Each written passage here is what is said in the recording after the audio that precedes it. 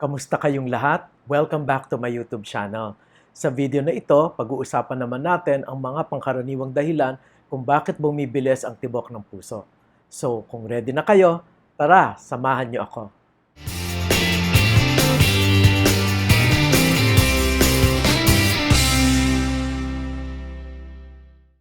Ang normal na tibok ng puso ay nasa 60 to 100 beats per minute. Ang medical term pag bumibilis ang tibok ng puso ng more than 100 ay ang tachycardia at kung ito naman ay bumabagal ng less than 60, ang tawag doon ay bradycardia. Ang pagbilis ng tibok ng puso na more than 100 beats per minute ay hindi naman pangkaraniwang abnormal. In fact, nangyayari ito sa isang individual kung ang isang tao ay natatakot, under emotional stress or anxiety, or normally pag nag-exercise. In fact, normal na tumaas to up to 120 beats per minute ang tibok ng puso pag ang isang pasyente ay may ginagawa o nag-eehersisyo. Abnormal pa nga kung hindi ito tataas ng ganitong range, ibig sabihin nun baka may problema na ang generator or yung sinus node ng isang patient. Ang normal na pagtaas ng tibok ng puso, for example sa anxiety, pag kinakabahan, natatakot o nag-exercise, ay may distinct na pattern.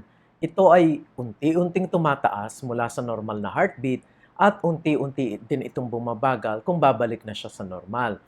Ito ay may tinatawag na warm up or cool down. Hindi ito yung bigla na 60 ngayon tapos biglang magwa 100 in a split second.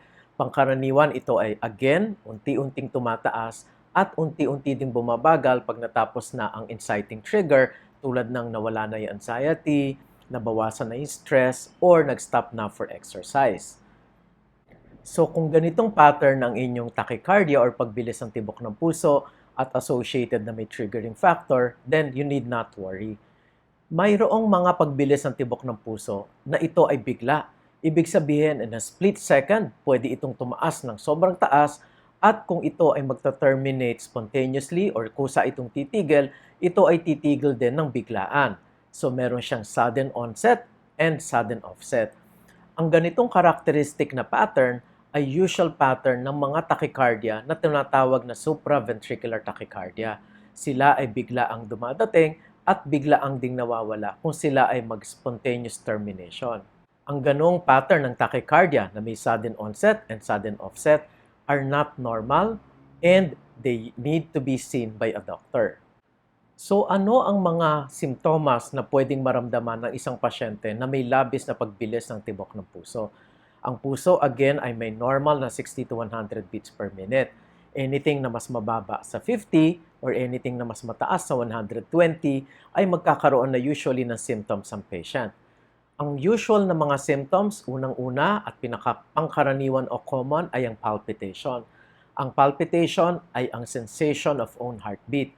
Hindi naman talaga natin nararamdaman ang tibok ng ating puso, pero pag ito na ay kumakabog at ito ay atin nang nararamdaman, ito ay abnormal.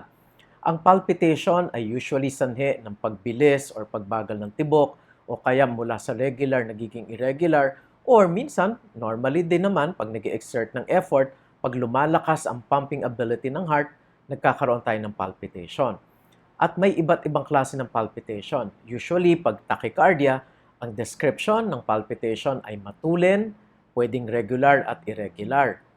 Ang isa pang simptomas na pwedeng mangyari ay lightheadedness or parang magaan or parang walang laman yung ulo.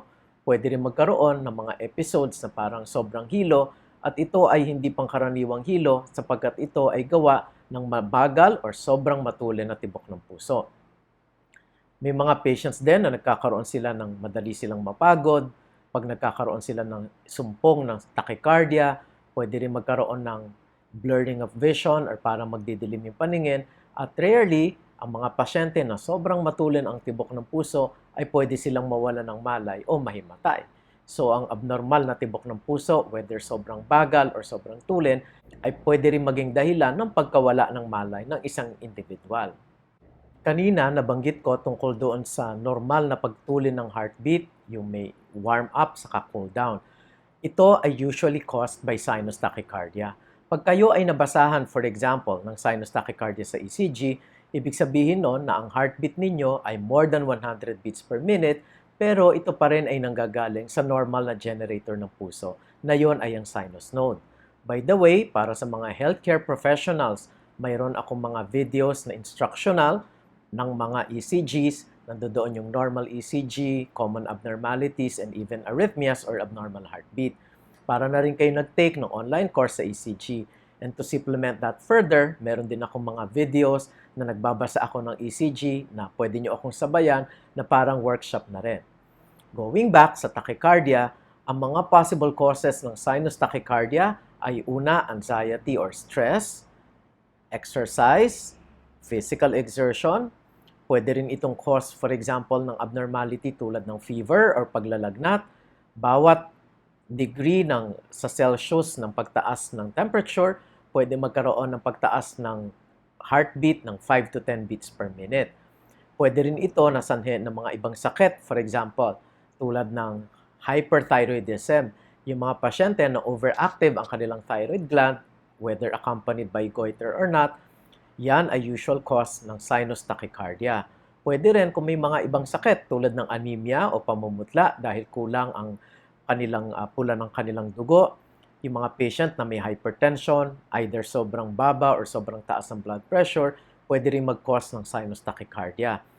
May mga usual din na tayong tinitake everyday na pwede rin mag-cause transiently ng sinus tachycardia. Number 1 na dyan, ang excessive intake ng coffee.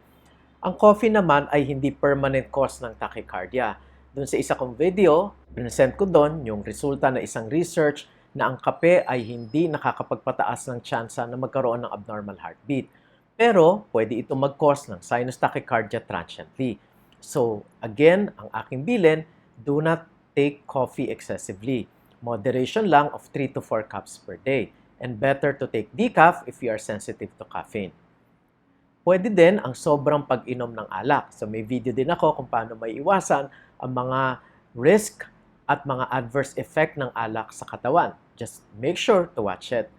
Ang paninigarilyo ay pwede rin mag-cause ng sinus tachycardia at pwede rin itong mag-cause ng ibang sakit. So pinapaiwasan namin mga doktor sa mga pasyente ang paninigarilyo.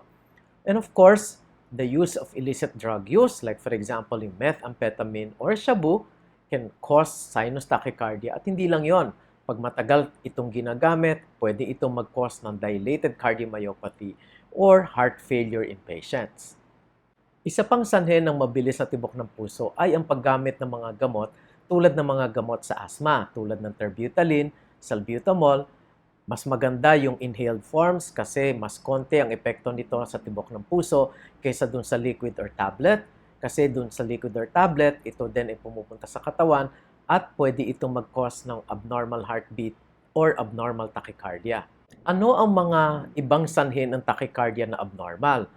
Yon ay ang hindi na sinus tachycardia. Pwede na ito yung supraventricular tachycardia or SVT. Ang supraventricular tachycardia, usually nakikita yan sa mga middle age, yung mga 30 to 50s in both males and females, at ang presentation nito ay ang biglaang pagbilis ng tibok ng puso na usually ay regular. Ang tuli nito ay usually nagre-range ng 150 up to 250 beats per minute. In fact, may nakita pa nga akong pasyente na ang heartbeat niya ay 300 beats per minute at pag nangyayari sa kanya yon, siya ay nahihimatay. Ang other cause din, which is common, ay ang atrial fibrillation. Ang atrial fibrillation naman ang pinakamadalas na sanhi na irregular na sustained heartbeat na nakikita namin sa clinic. Meron din akong video about it at doon sa video na yon, diniscuss ko ang mga possible causes ng atrial fibrillation and possible complications. So be sure to watch it and look for it in my channel.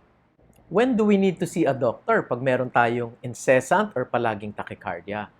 Unang-una, pag ito ay accompanied by severe symptoms tulad ng mga nabanggit ko kanina, pagdidilim ng paningin, lalo pag nahihimatay, lightheadedness or severe or malalang pagkahilo, madaling mapagod, hinihingal, yung palpitation na sobrang tulin at talagang malakas ang kabog ng dibdib, sumasakit ang dibdib, dapat yan ay ipatignan sa doktor dahil baka hindi na ito yung normal na tachycardia na associated with exertion.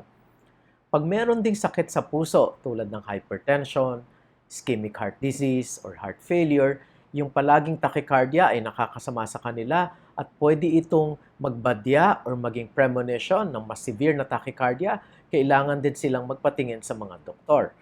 Ano ang mga pwedeng gawin para mapanatili natin na healthy ang ating heartbeat at ito ay mag-range lamang ng 50 to 100 or 60 to 100? Unang-una ay ang healthy lifestyle. Ang pagkain ng tama, ang pagkakaroon ng tamang sleeping habits, ganun din ng physical activity at exercise ay makakatulong upang ang ating heartbeat ay mapanatili sa normal at maging 60 to 100 beats per minute.